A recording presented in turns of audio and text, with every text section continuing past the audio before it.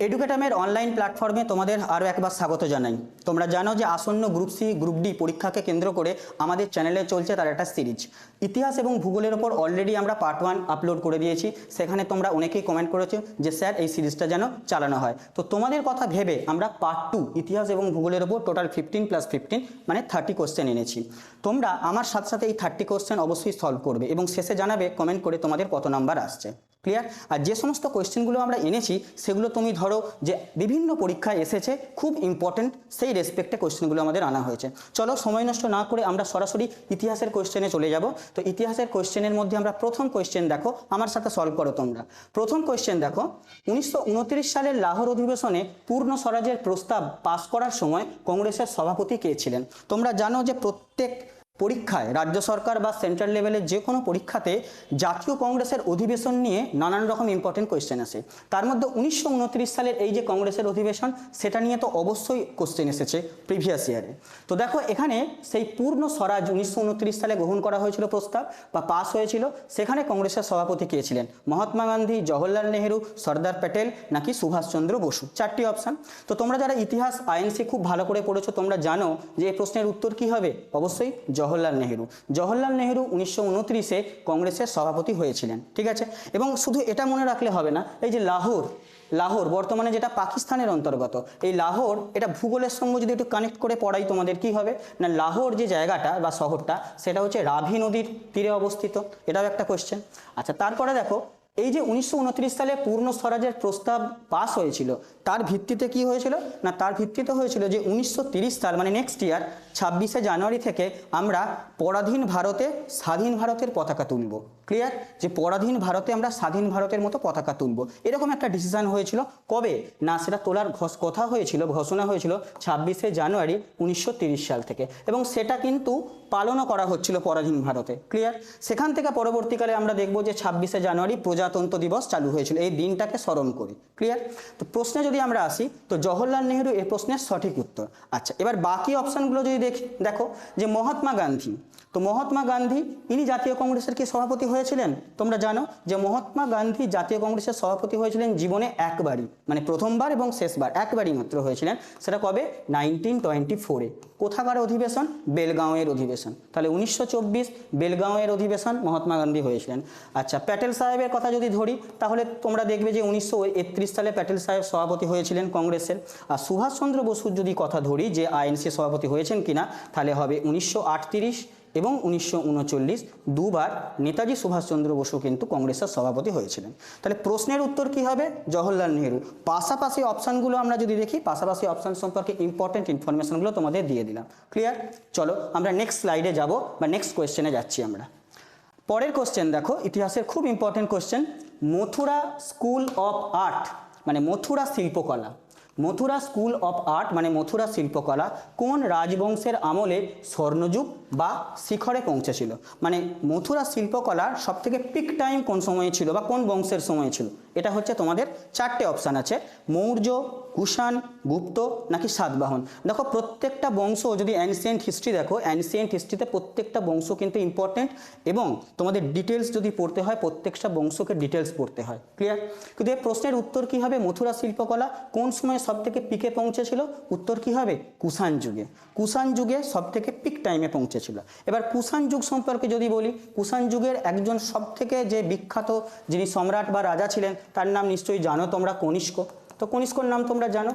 Specially তার সময় যদি ধরি যে মথুরা শিল্পকলা সব থেকে পিক টাইমে উঠেছিল। ক্লিয়ার? প্রশ্নের উত্তর বি হয়ে গেল।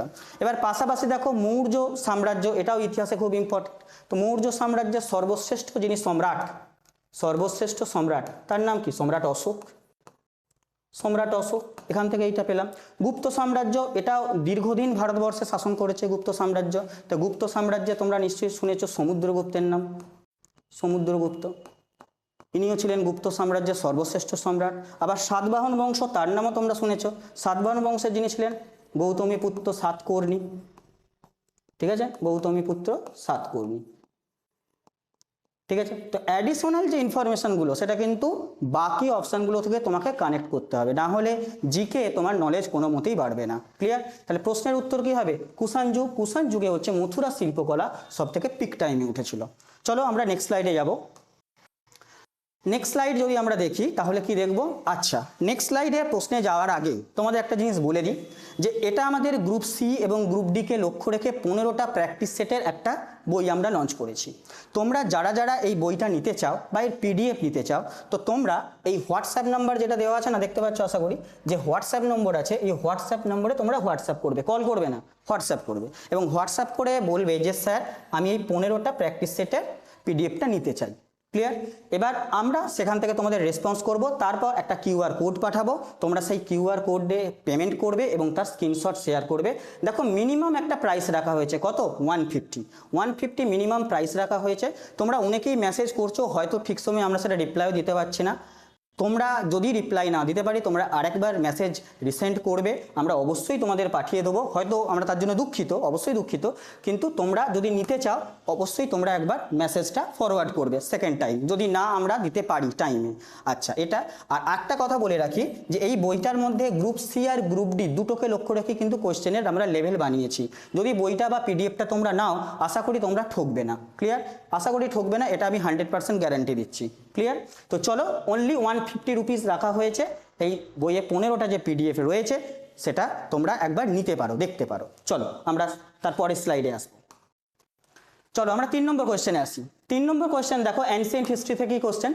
পাল বংশের কোন রাজা বিক্রমশিলা মহাবিহার বা বিশ্ববিদ্যালয় সেটা প্রতিষ্ঠা করেছিলেন? দেখো পাল, সেন, গুপ্ত সমস্ত মানে যে বংশ ছিল সমস্ত বংশগুলি কিন্তু অ্যানসিয়েন্ট হিস্ট্রিতে খুব ইম্পর্টেন্ট। তো এখানে পাল বংশ নিয়ে কোয়েশ্চেন দিয়েছে, 4টে অপশান, গোপাল, ধর্মপাল, দেবপাল নাকি মহিপাল।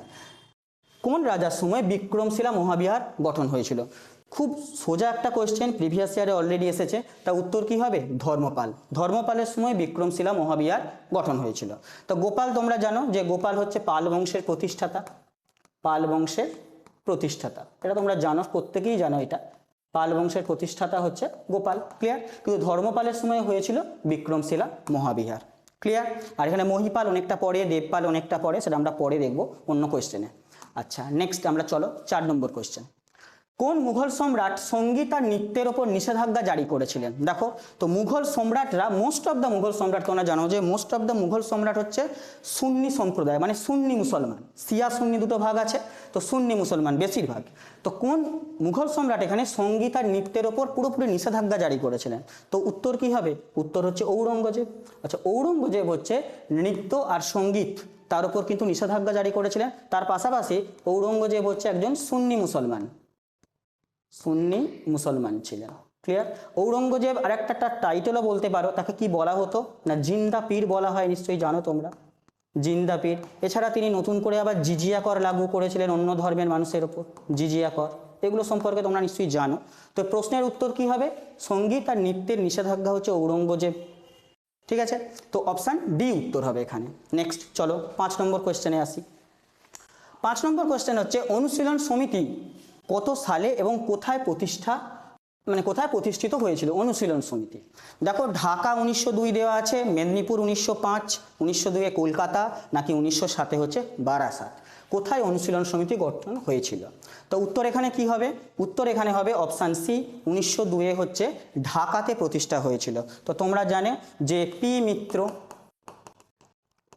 এবং সতীশচন্দ্র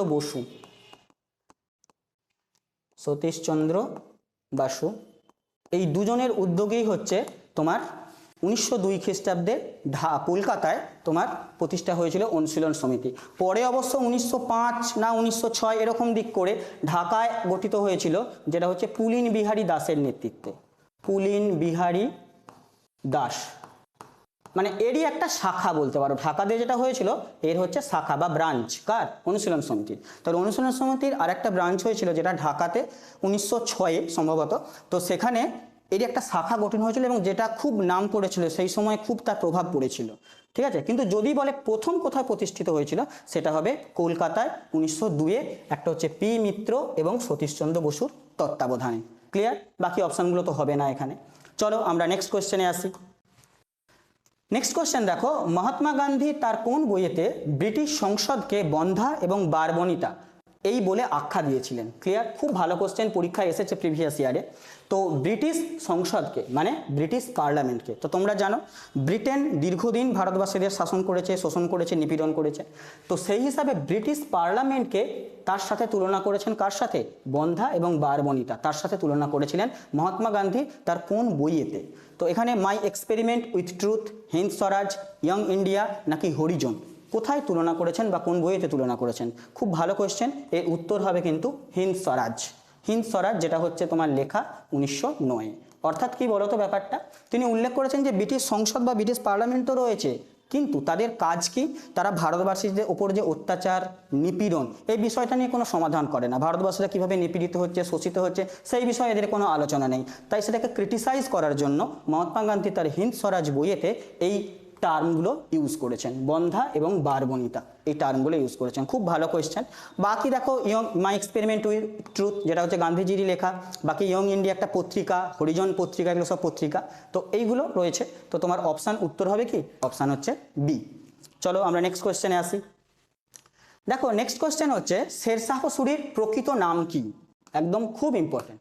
শেরশাহ সুরির প্রকৃত নাম কি? ফরিদ খাঁ, খুররম খাঁ, সেলিম খাঁ নাকি শের আফগান? তো তোমরা জানো যে সাসারাম থেকে, বিহারের সাসারাম থেকে উঠে আসা ফরিদ খাঁ, তিনি হলেন পরবর্তীকালে শেরশাহ সুরি, তাই তো? তাহলে ফরিদ খাঁ সুর, সেখান থেকে বলা হয় নাকি তিনি খালি হাতে বাঘ মেরেছিলেন, বাঘ হত্যা করেছিলেন, এটা একটা কথিত আছে বিষয়টা। তো শেরশাহ সুরি তার প্রকৃত নাম হবে কি? ফরিদ খাঁ সুর, এটা উত্তর হবে। আর খুররম, খুররম কার নাম প্রকৃত সেটা তোমরা কমেন্ট করে জানাবে, কার নাম অ্যাকচুয়ালি খুররম। তো আমি এটাও বলে দিচ্ছি মুঘল সম্রাটদের মধ্যে একজন, তো সেটা তোমরা জানাবে যে কার নাম খুররম ছিল, সেটা কমেন্ট সেকশনে জানাবে।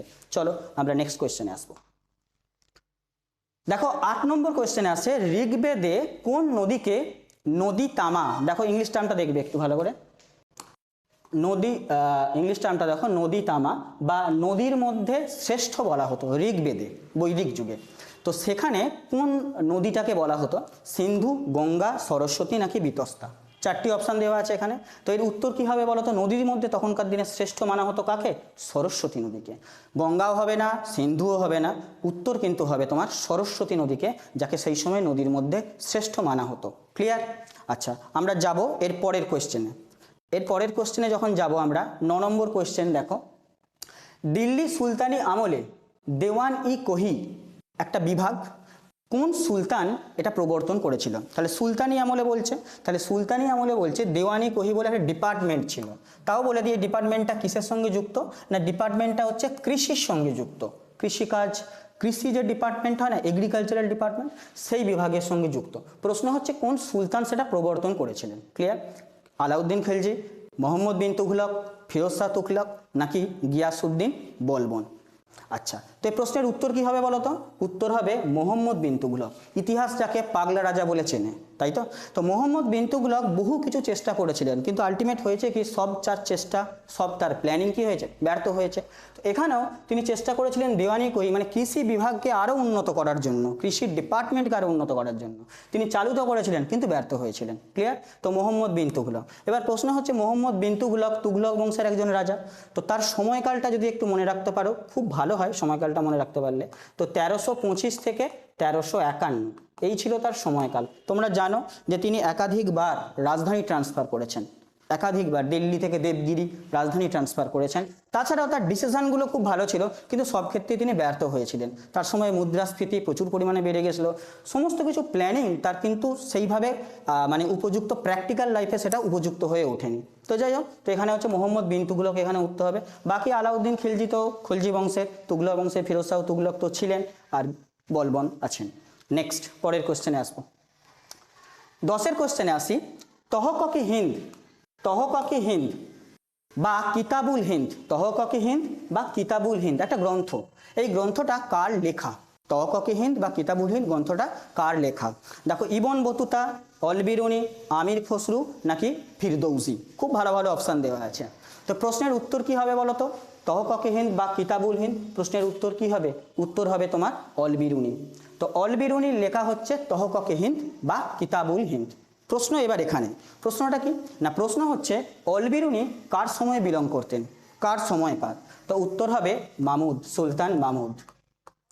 তো সুলতান মাহমুদের সময়কার বিলং করতেন অলবিরুনি। ক্লিয়ার? তার লেখা বইটা এখানে দেওয়া আছে। আচ্ছা, এবার সুলতান মাহমুদের সময়কাল যদি দেখি 998 থেকে 1030 খ্রিস্টাব্দ, 998 থেকে 1030 খ্রিস্টাব্দ, তার মধ্যেই অলবিরুনি বিলং করতেন। তার লেখা বইটা হচ্ছে এটা। ক্লিয়ার? পাশাপাশি অন্য অপশনগুলো একটু দেখি। আচ্ছা, ইবন বতুতা। ইবন বতুতা কার সময় ভারতবর্ষে এসেছিলেন? ইবন বতুতা, উত্তর কি হবে? মোহাম্মদ বিন তুঘলক। মোহাম্মদ বিন তুঘলক, তার সময় ভারতবর্ষে এসেছিলেন ইবন বতুতা। আচ্ছা, ফিরদৌজি। ফিরদৌজিকে যদি আমরা বলি, ফিরদৌজি কার সময় ছিলেন? ইনিও ছিলেন সুলতান মাহমুদের সময়। সুলতান মাহমুদ, সুলতান মাহমুদের সময় ছিলেন ফিরদৌজি। ক্লিয়ার? ফিরদৌজির লেখা একটা বিখ্যাত গ্রন্থ আছে, তার নাম কি জানো? তার নাম হচ্ছে, মানে মহাকাব্য, শাহনামা। ঠিক আছে, তার নাম হচ্ছে শাহনামা। তো শাহনামা একটা মহাকাব্য। ঠিক আছে, ফিরদৌজির লেখা যে বিখ্যাত গ্রন্থটা বা মহাকাব্যটা, সেটা হচ্ছে তোমার শাহনামা। তিনি কার সময় ছিলেন? সুলতান মাহমুদের সময় ছিলেন। আর যদি আমির খসরুর কথা বলি না, তো আমির খসরু দেখো একাধিক জনের সভাকবি বা সেই সময় থাকতেন। যেমন বলবনের সময় ছিলেন, আলাউদ্দিন খলজির সময় তিনি বিলং করেছেন। ক্লিয়ার? তো এতগুলো আমি এক্সট্রা ইনফরমেশন দিলাম, তার মধ্যে পরীক্ষায় কোনটা পড়বে তো জানি না, তোমাদের সব কটার সঙ্গে পরিচিত হতে হবে। চলো তাহলে প্রশ্নের উত্তর কি হবে? প্রশ্নের উত্তর হবে অলবিরুনি কিতাবুল হিন্দের সঙ্গে যুক্ত। ক্লিয়ার? আশা করি বোঝাতে পারলাম। আমরা যাব নেক্সট স্লাইডে। নেক্সট স্লাইডে দেখো 11 নম্বর, দিল্লির সুলতানি আমলের কোন রাজবংশ সব থেকে কম সময়ে শাসন করেছিলেন? খুব ভালো কোয়েশ্চেন। দিল্লির যখন সুলতানি আমল চলছিল, কোন রাজবংশ সব থেকে কম সময় শাসন করেছিল? তাহলে তোমাকে চারটে যে অপশান দেওয়া আছে, সেই চারটে অপশানের 10 ইয়ার মানে সময়কাল যদি তুমি না জানো, সেখান থেকে কে বেশি কে কম সময় শাসন করেছে তোমার পক্ষে জানা সম্ভব না। তো দেখো আমরা আস্তে আস্তে দেখবো যে জিনিসগুলো বাকি অপশানগুলোর সঙ্গে তুলনা করে দেখবে। দেখো দাস বংশ যদি সময়কাল দেখো, আগে তোমার প্রশ্নের উত্তরটা বলে দিই। সব থেকে কম সময় শাসন করেছেন কে? তাহলে উত্তর কি হবে? উত্তর হবে খলজি বংশ। সব থেকে কম সময়। তাহলে কম সময় স্যার কীভাবে বলবো? তুলনা করতে হবে আমাকে। তো দেখো দাস বংশ যখন থাকবে না, 1206 থেকে 1290, এই হচ্ছে দাস বংশের সময়কাল। খলজি বংশের যদি বা খিলজি বংশের যদি সময়কাল দেখি, তাহলে কি দেখব? 1290 থেকে 1320 সময়কাল। আচ্ছা, এবার যদি তুঘলক বংশ দেখি, তাহলে আমরা কি দেখব না, তুঘলক বংশ হচ্ছে 1320 থেকে আরম্ভ হচ্ছে।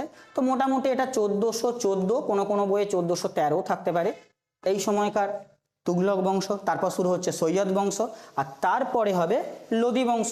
মানে লোদি বংশ 1400 মোটামুটি 51 থেকে 1500 ধরো 26 পর্যন্ত। এবার তুমি নিজে ক্যালকুলেশন করে নাও কি হতে পারে। এটা সব থেকে কম হতে পারে 10 ইয়ার, এটাই তো কম। তাহলে খলজি বংশ সব থেকে কম সময়ের জন্য। সব থেকে যদি বলি বেশি সময়ের জন্য কে হবে, দেখতে পাচ্ছ হিসাব পরিষ্কার, কে? তুঘলক বংশ। সব থেকে বেশি হলে তুঘলক বংশ, সব থেকে কম হলে খলজি বংশ। আশা করি বোঝাতে পারলাম। আচ্ছা, নেক্সট স্লাইডে যাব আমরা। নেক্সট স্লাইডে দেখো যে সিন্ধু সভ্যতার কোন কেন্দ্রে উটের মানে উটের হাড়ের অবশেষ পাওয়া গেছে। আচ্ছা, তা উটের হাড়ের অবশেষ সিন্ধু সভ্যতার কোথায় বা কোন জায়গায়? লোথাল, কালীবঙ্গান, রোপার নাকি চানহুদ্র? কোথায় পাওয়া গেছে হচ্ছে উটের হাড়ের আমরা নিদর্শন পাবো, তাই তো? তা উত্তর তোমরা সবাই জানো যে উত্তর হবে কি কালীবঙ্গান। তো কালীবঙ্গানে আমরা উটের হাড়ের নিদর্শন পেয়েছি। তার মধ্যে লোথাল কি জন্য বিখ্যাত? সব থেকে জানো যে বিশ্বের প্রাচীনতম বন্দরের নিদর্শন। প্রাচীনতম বন্দরের নিদর্শন সকলেই জানো। কোথায় আছে লোথাল? গুজরাটে আছে। আচ্ছা, কালীবঙ্গান আছে রাজস্থানে, যেখানে আমরা ওই যে উটের হাড়ের অস্তিত্ব পেলাম। এখানে তোমার উটের হাড়ের অস্তিত্ব পেলাম। এই দেখো রোপার এবং চানহুদ্র, এটা তো রয়েছে। আচ্ছা, এখানে আরেকটা তোমার রয়েছে যে ঘোড়ার আমরা নিদর্শন পাবো, সেটা কোথায় পাবো বা কোন জায়গায় পাবো সেটা তোমরা কমেন্টে জানাবে। এটা তোমাদের জন্য হোমওয়ার্ক রইল, সেটা কমেন্টে জানাবে যে ঘোড়ার অস্তিত্ব বা ঘোড়ার হাড়ের নিদর্শনের অস্তিত্ব কোথায় পেয়েছি আমরা, কোন জায়গায় পেয়েছি, সেটা তোমরা কমেন্ট করে জানাবে। ক্লিয়ার? যাবো আমরা নেক্সট স্লাইডে। দেখো নেক্সট স্লাইড আসছে, কোন মুঘল সম্রাটের আমলে চিত্রশিল্প বা পেন্টিং একেবারে টপ পজিশনে মানে শিখরে পৌঁছেছিল? পেন্টিং একেবারে টপ পজিশনে পৌঁছেছিল। আকবর, জাহাঙ্গীর, শাহজাহান নাকি হুমায়ুন? কার সময় টপ পজিশনে পৌঁছেছিল? তো দেখো কোনো কনফিউশনের জায়গা নেই, ওয়ান অ্যান্ড অনলি এক সময় হবে কি জাহাঙ্গীর। তো জাহাঙ্গীরের সময় একমাত্র পেন্টিং চিত্রকলা সেইটা কিন্তু একেবারে পৌঁছে গিয়েছিল টপ ফর্মে বা টপ পজিশনে। তো জাহাঙ্গীরের সময়কাল কত না, জাহাঙ্গীরের সময়কাল আকবরের মৃত্যুর পর থেকে, মানে আফটার 1605 থেকে 1627, এই সময় হচ্ছে জাহাঙ্গীরের সময়কাল, যে সময় পুরো একেবারে পেন্টিং বা চিত্রশিল্প টপ পজিশনে উঠেছিল। আশা করি বোঝাতে পারলাম। আচ্ছা, নেক্সট যাব তারপরের কোয়েশ্চেনে। দেখো 14 নম্বর কোয়েশ্চেনটা কি বলছে আমাদের। 14 নম্বর কোয়েশ্চেন দেখো আজকের, 1893 সালে যে শিকাগো ধর্ম সম্মেলন হয়েছিল, যেখানে স্বামী বিবেকানন্দ তার বক্তৃতা দিয়েছিলেন, সেই বক্তৃতার মূল বিষয়বস্তু কী ছিল? খুব ইম্পর্টেন্ট। তোমরা জানো যে স্বামী বিবেকানন্দের জন্মদিন উপলক্ষে আমরা ন্যাশনাল যে যুব দিবস, ন্যাশনাল যুব দিবস বা জাতীয় যুব দিবস পালন করি, সেটা হচ্ছে 12ই জানুয়ারি। এটা তোমরা সকলেই জানো, ঠিক আছে? আচ্ছা, তো দেখো সেই স্বামী বিবেকানন্দকে নিয়ে প্রশ্ন। 1893 সালে শিকাগোতে ধর্ম সম্মেলনে তিনি বক্তৃতা দিয়েছিলেন। তো বক্তৃতার মূল ভিত্তি বা মূল বিষয় কি ছিল? শুধুমাত্র হিন্দু ধর্ম, সার্বজনীন ভ্রাতৃত্ব এবং ধর্মীয় সহনশীলতা, ঔপনিবেশিক শাসন বিরোধী প্রচার, নাকি বৈদিক গণিত? তো তোমরা একটা গেস লাগাতে পারো, তো এটাই হবে স্বামী বিবেকানন্দ। স্বামী বিবেকানন্দ হচ্ছে সার্বজনীন ভ্রাতৃত্ব এবং ধর্মীয় যে সহনশীলতা, এই বিষয় নিয়েই তিনি শিকাগোতে ধর্ম সম্মেলনে তিনি বক্তব্য দিয়েছিলেন। ক্লিয়ার? তো এটা খুব ইম্পর্টেন্ট প্রশ্ন। আচ্ছা, আমরা যাব নেক্সট তারপরে। দেখো 15 নম্বর কোয়েশ্চেন, আজকে ইতিহাসের শেষ কোয়েশ্চেন। সেটা হচ্ছে অজাতশত্রু কোন রাজবংশের শাসক ছিলেন? অজাতশত্রু কোন রাজবংশের শাসক ছিলেন? মৌর্য, নন্দ, হর্ষঙ্ক, নাকি গুপ্ত বংশ? কোন বংশের শাসক ছিলেন হচ্ছে অজাতশত্রু? তোমরা জানো 4টে বংশই কিন্তু অ্যানসিয়েন্ট হিস্ট্রিতে আমাদের পড়তে হয়, খুব আগ্রহের সঙ্গে পড়তে হয়, কারণ একাধিক কোয়েশ্চেন আসে। তো দেখো অজাতশত্রু যখন বলছি, তো সেখানে মগধ কোথাও না কোথাও তোমার মাথার মধ্যে আসতে হবে, মগধের সাম্রাজ্য, মগধের এরিয়া, সেই জায়গায়। তো অজাতশত্রু দেখো কোন বংশের? অজাতশত্রুর বংশ হচ্ছে হর্ষঙ্ক বংশ। অজাতশত্রু হর্ষঙ্ক বংশের যিনি প্রতিষ্ঠাতা, তার নাম ছিল বিম্বিসার। প্রতিষ্ঠাতা ছিলেন বিম্বিসার। তো বিম্বিসারের পুত্র ছিলেন অজাতশত্রু, তাই তো? তো হর্ষঙ্ক বংশের বিম্বিসারের পুত্র হচ্ছে অজাতশত্রু, তাহলে অজাতশত্রু হর্ষঙ্ক বংশের হচ্ছে, ঠিক আছে? তো বিম্বিসারের একটা টাইটেল ছিল, উপাধি ছিল, তার নাম হচ্ছে সেনিক টাইটেল। তার বিশাল পরিমাণে একটা সেনাবাহিনী ছিল, সেই জন্য টাইটেল ছিল সেনিক। আর অজাতশত্রুর টাইটেল যেটা ছিল, এরও একটা উপাধি ছিল, তার নাম হচ্ছে কুনিক। তাহলে অজাতশত্রুর টাইটেল হচ্ছে কুনিক, আর বিন্দুসারের টাইটেল হচ্ছে সেনিক। দুজনেই কোন বংশের? হর্ষঙ্ক বংশের। বাকি আমি আগে বলে দিয়েছি, মৌর্য সাম্রাজ্যের মধ্যে অশোক শ্রেষ্ঠ বলে দিয়েছি। এছাড়াও নন্দ বংশ আছে, তোমরা জানো মহাপদ্মনন্দের নাম তোমরা শুনে থাকবে। গুপ্ত বংশের তো একাধিক রাজা আছে, তাই না? তাহলে প্রশ্নের উত্তর কি হবে? হর্ষঙ্ক বংশ। ক্লিয়ার? আচ্ছা, এরপরে দেখো আমরা আসবো, এরপরে 15টা টপ আমরা ইম্পর্টেন্ট ইতিহাসের কোশ্চেন নিয়ে আলোচনা করে দিলাম। এবার আমরা ভূগোলের 15টা কোশ্চেন নিয়ে একটু আলোচনা করব। তোমাদের ইতিহাসে কত নাম্বার এলো তোমরা কমেন্ট সেকশানে জানাবে। চলো আমরা ভূগোলের যে যাব, ভূগোলের পরের কোশ্চেনে আসছি। দেখো 16 নম্বর কোশ্চেন, মানে ভূগোলের ফার্স্ট কোশ্চেন। তো কি কোশ্চেনে আসছি দেখো, যে ভারতের কোন রাজ্যটির সাথে সবচেয়ে বেশি সংখ্যক রাজ্যের সীমানা যুক্ত হয়েছে? তাহলে ভারতবর্ষের কোন রাজ্য সব থেকে বেশি সংখ্যক রাজ্যের সঙ্গে সীমানা শেয়ার করেছে, তাই তো, যুক্ত হয়েছে? উত্তরপ্রদেশ, রাজস্থান, মধ্যপ্রদেশ, নাকি তোমার মহারাষ্ট্র। 4টি অপশন।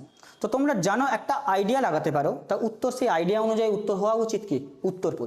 উত্তরপ্রদেশ দেখবে 8টি রাজ্যের সঙ্গে বর্ডার শেয়ার করেছে, আর একটা ইউনিয়ন টেরিটরি আছে, সেটা হচ্ছে দিল্লি একটা ইউনিয়ন টেরিটরি। তো দিল্লি ইউনিয়ন টেরিটরি আর 8টি রাজ্যের সঙ্গে বর্ডার শেয়ার করেছে।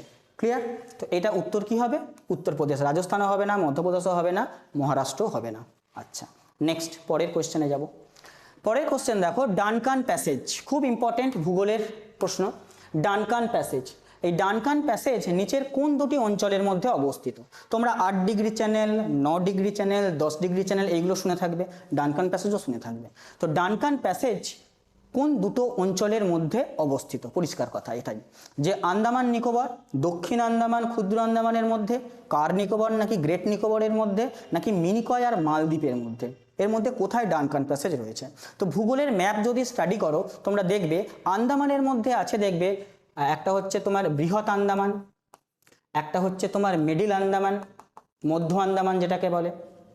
আচ্ছা, একটা আছে তোমার দেখবে ক্ষুদ্র আন্দামান, তারপরে রয়েছে দেখবে ডানকান প্যাসেজ, এবং তারপরে দেখবে দক্ষিণ আন্দামান, দক্ষিণ আন্দামান, ঠিক আছে। তাহলে বৃহৎ আন্দামান, মিডিল আন্দামান, ক্ষুদ্র আন্দামান, তারপরে আছে তোমার সাউথ আন্দামান। সরি, এইটা হচ্ছে সাউথ আন্দামান, ভুল করলাম, এটা সাউথ আন্দামান, এটা হচ্ছে ক্ষুদ্র আন্দামান।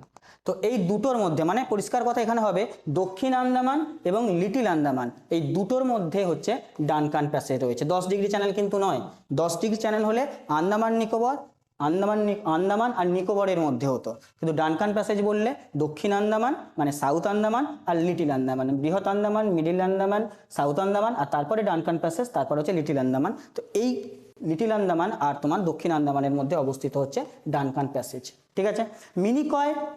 মিনিকয় আর লাক্ষাদ্বীপ, ঠিক আছে, যেমন মিনিকয় মালদ্বীপ, মিনিকয় মালদ্বীপের মধ্যে কি আছে আর মিনিকয় লাক্ষাদ্বীপের মধ্যে কি আছে। মিনিকয় লাক্ষাদ্বীপের মধ্যে একটা ইম্পর্টেন্ট তোমার কিন্তু চ্যানেল নয় আছে তোমার, যেমন লাক্ষাদ্বীপ, মিনিকয় মালদ্বীপের মধ্যে আছে তোমার 8 ডিগ্রি চ্যানেল, মিনিকয় আর মালদ্বীপ তার মধ্যে আছে 8 ডিগ্রি চ্যানেল, আর মিনিকয় আর লাক্ষাদ্বীপ এর মধ্যে আছে তোমার 9 ডিগ্রি চ্যানেল।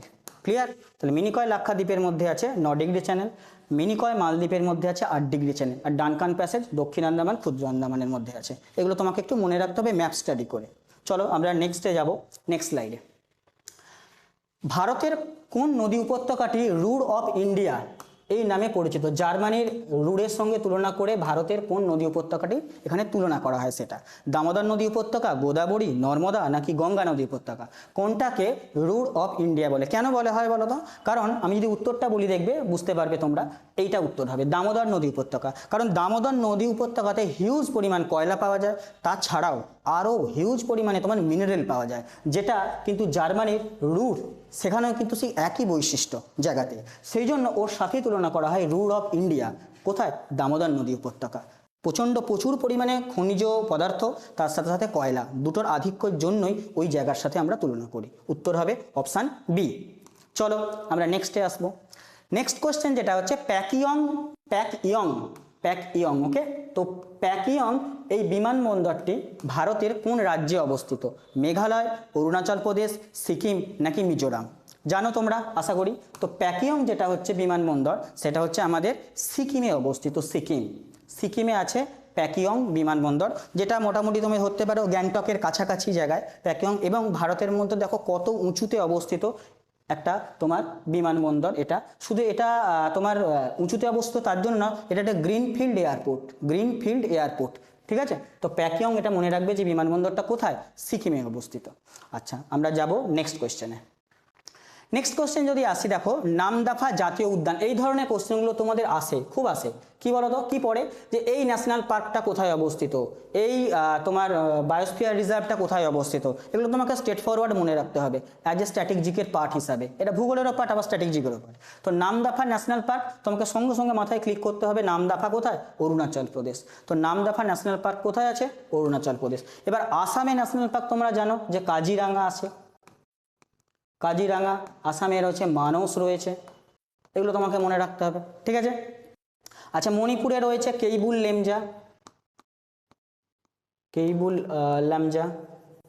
লেমজা রয়েছে, ঠিক আছে। আর নাগাল্যান্ডে কি রয়েছে? নাগাল্যান্ডে রয়েছে ইনটোকি এনপি ন্যাশনাল পার্ক, ঠিক আছে। তো এইগুলো তোমাকে মনে রাখবে যে কাজিরাঙ্গা রয়েছে, নাগাল্যান্ডে কি রয়েছে, মণিপুরে কি রয়েছে। পাশাপাশি এর উত্তর কি হবে? নামদাফা অরুণাচল প্রদেশ। ইনটাকি এরকম একটা আছে ন্যাশনাল পার্ক। আচ্ছা নেক্সট পরের কোশ্চেনে আসবো। 2011 সালের জনগণনা অনুযায়ী ভারতের কোন রাজ্যে নারী সাক্ষরতার হার সব থেকে সর্বনিম্ন? দেখো বিহার, রাজস্থান, ঝাড়খণ্ড, উত্তরপ্রদেশ এবং হচ্ছে উত্তরপ্রদেশ। তো নারী সাক্ষরতার হার সব থেকে কম যদি বলি তাহলে কি হবে? তোমরা জানো সাক্ষরতার হারে সব থেকে কম কে? সাক্ষরতার হারে সব থেকে কম হচ্ছে বিহার 2011 হিসাবে। এখানে বলতে চাই যে নারী সাক্ষরতার হার, ঘাবড়ে যাওয়ার কিছু নেই, উত্তর বিহারই। পার্সেন্টেজটা তোমার হয়তো আলাদা হবে, কিন্তু উত্তর হবে বিহার। তো বিহারে নারী সাক্ষরতার যে হার সেটা মনে রাখবে 51.50%, একদম। তাহলে বিহারে নারী সাক্ষরতার হার কত? 51.50%, যেটা আমাদের দেশের মধ্যে 2011 হিসাবে সর্বনিম্ন। ক্লিয়ার? আবার সাক্ষরতার দিক থেকে যদি একবারে তুমি টপ, ভারতবর্ষের সাক্ষরতার দিক থেকে টপ যে রাজ্যটা, সেটা অবভিয়াসলি তোমরা জানো যে কেরালায় সাক্ষরতার হার তো প্রচণ্ড বেশি। তো সর্বনিম্ন যদি বলি তাহলে এখানে বিহার সর্বনিম্ন প্লাস নারী সাক্ষরতা, দুটোই হবে এখানে উত্তর। আচ্ছা নেক্সট পরের কোশ্চেন, সূর্য এবং পৃথিবীর মধ্যে ন্যূনতম দূরত্ব কবে হয়? যেমন ছোটবেলায় তোমরা পড়েছো না, অপসূর অবস্থান, অনুসূর অবস্থান। তো ন্যূনতম দূরত্ব বলতে চাইছে, মানে কি বলতে চাইছে গো? অনুসূর অবস্থান। অনুসূর অবস্থান মানে সূর্য আর পৃথিবীর মধ্যে অনুসূর অবস্থান কবে হয়? 21শে জানুয়ারি, 21শে জুন, 23শে জানুয়ারি, 4ঠা জুলাই নাকি 22শে ডিসেম্বর? ছেলেবেলা থেকে পড়ছো যে সূর্য আর পৃথিবীর মধ্যে ন্যূনতম যে দূরত্ব সেটা হচ্ছে 3রা জানুয়ারি আসে। 3রা জানুয়ারি, যেটাকে আমরা অনুসূর অবস্থান বলে থাকি। তো কত দূরত্ব? 14,70,00,000। 14,70,00,000 এইটা হচ্ছে দূরত্ব, কিলোমিটার।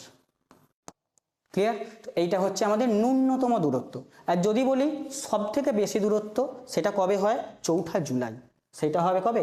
4ঠা জুলাই। মানে অপসূর অবস্থানটা, অপসূর অবস্থান হলে 4ঠা জুলাই, অনুসূর অবস্থান হলে 3রা জানুয়ারি। আর 4ঠা জুলাইয়ের যে দূরত্বটা হয় সেটা অ্যাপ্রক্সিমেটলি তোমার 15,20,00,000 কিলোমিটার। 15,20,00,000 কিলোমিটার, সেটা সব থেকে বেশি দূরত্ব। সব থেকে কম দূরত্ব হলে 14,70,00,000 কিলোমিটার। ক্লিয়ার? অপসূর অনুসূর আমি দুটো ডেটই বলে দিলাম। আচ্ছা নেক্সট যাব আমরা 23 নম্বর কোয়েশ্চেনে। তো 23 নম্বর কোয়েশ্চেনটা দেখো, যে ভারতের একমাত্র সক্রিয় আগ্নেয়গিরি ব্যারেন দ্বীপ সেটা কোথায় অবস্থিত? লাক্ষাদ্বীপ, আন্দামান, নিকোবর নাকি মিনিকয়? ছোটবেলা থেকে পড়ছো একমাত্র সক্রিয় ভারতের আগ্নেয়গিরি, তার নাম হচ্ছে ব্যারেন দ্বীপ। সেটা কোথায় অবস্থিত? এটা তোমাকে এবার জানতে হবে। সেটা কোথায়? আন্দামান নিকোবরে অবস্থিত। একমাত্র ভারতের সক্রিয় আগ্নেয়গিরি ব্যারেন, সেটা আন্দামান নিকোবরে অবস্থিত। আচ্ছা লাক্ষাদ্বীপ যদি বলি, এটা হচ্ছে যে প্রবাল দ্বীপ, ঠিক আছে, বা কোরাল দিয়ে গঠিত। ঠিক আছে, তো এইটা উত্তর হবে কি? Option B. যাব নেক্সট কোয়েশ্চেনে। ন্যাপথা ঝাঁকড়ি। আচ্ছা, তো এই একটা জলবিদ্যুৎ প্রকল্প, এই ধরনের কোশ্চেনগুলো আসে, কোন নদীর উপর অবস্থিত? এই ধরনের জলবিদ্যুৎ প্রকল্পগুলো কোন নদীর অবস্থিত? তো দেখো ঝিলাম, শতদ্রু, চিনাব এবং রবি। তো 4টে অপশান এখানে দেওয়া আছে। তো ন্যাপথা ঝাঁকড়ি কোথায় আছে? না, ন্যাপথা ঝাঁকড়ি আছে হিমাচল প্রদেশে। এইচপি লিখে দিলাম আমি। কোন নদীর ওপর আছে? শতদ্রু নদীর ওপর আছে। তো ন্যাপথা ঝাঁকড়ি জলবিদ্যুৎ প্রকল্প আছে কোথায়? শতদ্রু নদীর ওপর, হিমাচল প্রদেশে।